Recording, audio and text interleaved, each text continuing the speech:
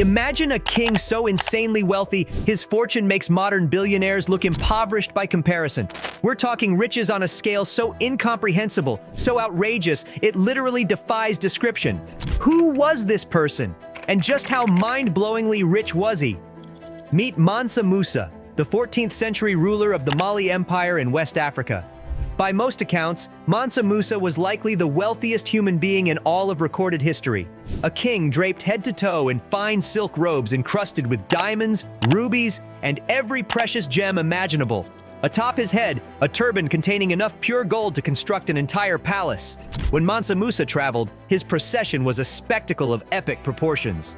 A dazzling caravan stretching for miles comprised of tens of thousands of attendants, royal advisors, warriors, and even enslaved people, all carrying outrageous amounts of gold, silver, and riches.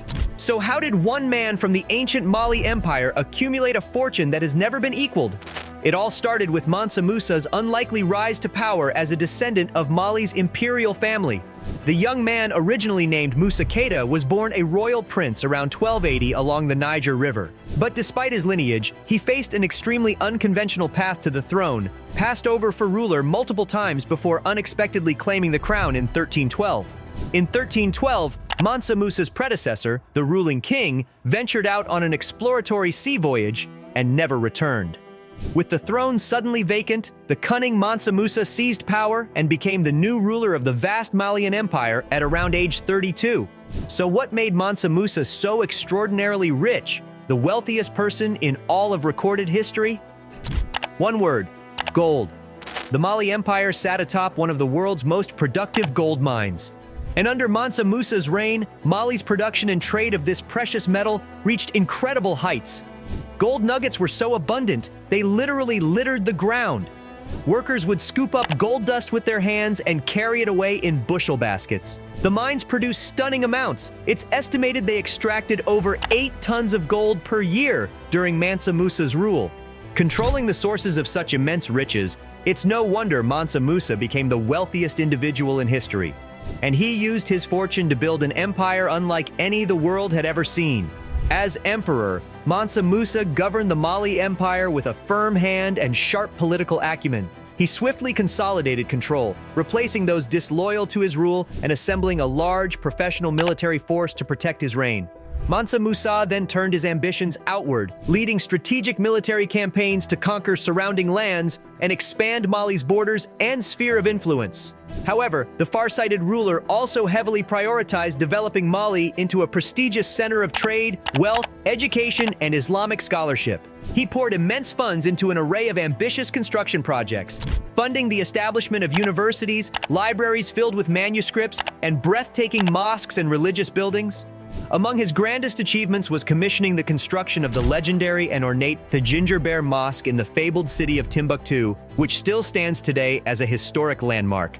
Yet of all Mansa Musa's incredible deeds, none made a bigger global impact than a single spiritual journey he took in 1324, a journey that revealed his otherworldly riches to the whole world. In keeping with Islamic traditions, the devout Mansa Musa decided to undertake the sacred Hajj pilgrimage to the holy city of Mecca in modern-day Saudi Arabia. But this was no simple, modest caravan. Mansa Musa's procession was a spectacle unlike anything the ancient world had witnessed. He brought a personal retinue of tens of thousands, royalty, warriors, attendants, entertainers, and enslaved people. The numbers were so vast, they formed a caravan lineup that stretched for miles and miles. And then there was the gold. My word, the gold. Mansa Musa's entourage included a mind-blowing mass of precious metals. Hundreds of camels laden down with hundreds of pounds, each of pure gold nuggets and dust. The sheer quantity was enough to devalue gold for over a decade in the cities the caravan traveled through. That's how immense Mansa Musa's riches were.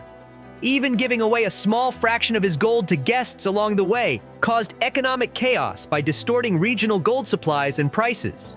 When Mansa Musa's colossal caravan finally arrived in Mecca and Egypt during his Hajj pilgrimage, eyewitness accounts of the spectacle spread like wildfire across the ancient world. Those who glimpsed the procession were stunned by the sheer scale of wealth, opulence, and extravagance on display from this one man, sights they could scarcely believe. Merchants, traders, and scholars had simply never before borne witness to a single individual flaunting such an incomprehensible fortune in gold, precious gems, attendants, and lavish possessions. The jaw-dropping stories quickly elevated both Mansa Musa and his Malian homeland to legendary, almost mythical status among the civilizations of Europe, Asia, and Africa. Bolstered by this globally renowned reputation, Mansa Musa's power and prosperity only grew in the years after his historic Hajj. The Mali Empire rapidly transformed into the envy of the region, a central hub for Islamic art, architecture, culture, and centers of advanced learning like universities. The scale of intellectual development under Mansa Musa's reign was unprecedented in West Africa at that time, buoyed by the empire's immense financial resources.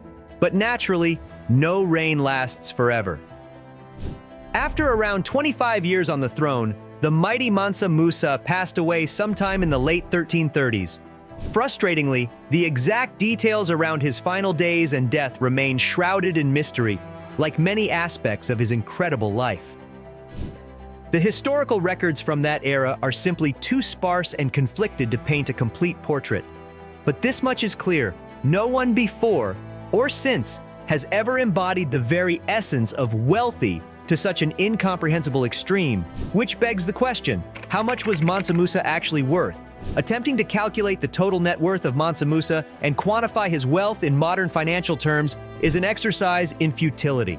Bridging the gulf between ancient and current monetary systems and factoring in over 700 years of economic inflation and shifts makes the task virtually impossible.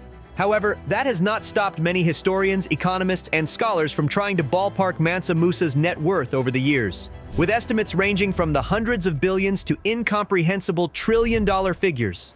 On the ultra-conservative low end, some experts estimate Mansa Musa's personal fortune, if translated to today's dollars, would be around $400 billion based on the immense assets and riches known to have been under his control at the Mali Empire's peak.